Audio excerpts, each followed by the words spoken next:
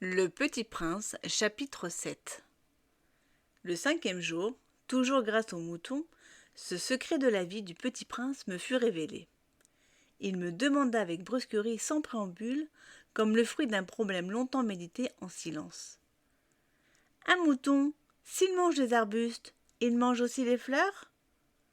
Un mouton mange tout ce qu'il rencontre. Même les fleurs qui ont des épines ? Oui, même les fleurs qui ont des épines. Alors les épines, à quoi servent-elles ? Je ne le savais pas. J'étais alors très occupé à essayer de dévisser un boulon trop serré de mon moteur. J'étais très soucieux car ma panne commençait de m'apparaître comme très grave et l'eau à boire qui s'épuisait me faisait craindre le pire. Les épines, à quoi servent-elles ? Le Petit Prince ne renonçait jamais à une question, une fois qu'il l'avait posée.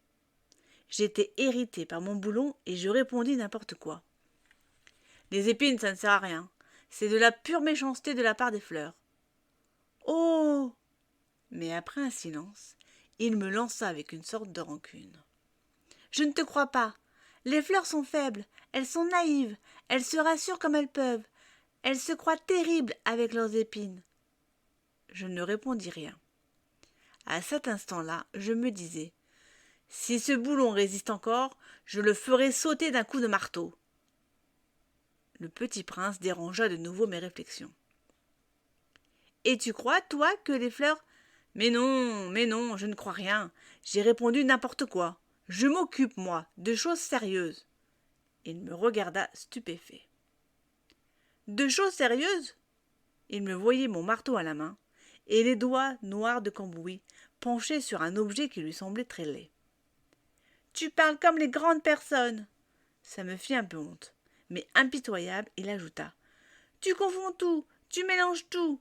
Il était vraiment très irrité. Il secouait au vent des cheveux tout dorés. Je connais une planète où il y a un monsieur cramoisi. Il n'a jamais respiré une fleur. Il n'a jamais regardé une étoile. Il n'a jamais aimé personne. Il n'a jamais rien fait d'autre que des additions. Et toute la journée, il répète comme toi. Je suis un homme sérieux. Je suis un homme sérieux. Et ça le fait gonfler d'orgueil. Mais ce n'est pas un homme, c'est un champignon. Un quoi ? Un champignon. Le Petit Prince était maintenant tout pâle de colère. Il y a des millions d'années que les fleurs fabriquent des épines. Il y a des millions d'années que les moutons mangent quand même les fleurs.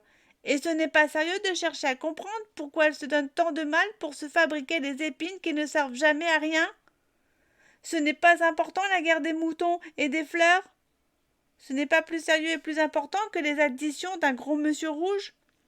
Et si je connais, moi, une fleur unique au monde, qui n'existe nulle part, sauf dans ma planète, et qu'un petit mouton peut anéantir d'un seul coup, comme ça, un matin, sans se rendre compte de ce qu'il fait, ce n'est pas important, ça ? Il rougit puis reprit. Si quelqu'un aime une fleur qui n'existe qu'un exemplaire dans les millions et les millions d'étoiles, ça suffit pour qu'il soit heureux quand il les regarde. Il se dit « Ma fleur est là quelque part ». Mais si le mouton mange la fleur, c'est pour lui comme si brusquement toutes les étoiles s'éteignaient. Et ce n'est pas important, ça ? Il ne put rien dire de plus. Il éclata brusquement en sanglots. La nuit était tombée. J'avais lâché mes outils. Je me moquais bien de mon marteau, de mon boulon, de la soif et de la mort. Il y avait sur une étoile une planète, la mienne, la Terre.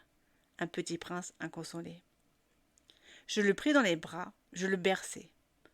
Je lui disais « La fleur que tu aimes n'est pas en danger.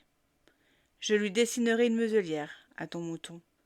Je te dessinerai une armure pour ta fleur. » Je ne savais pas trop quoi dire. Je me sentais très maladroit. Je ne savais comment l'atteindre ou le rejoindre. C'est tellement mystérieux, le pays des larmes.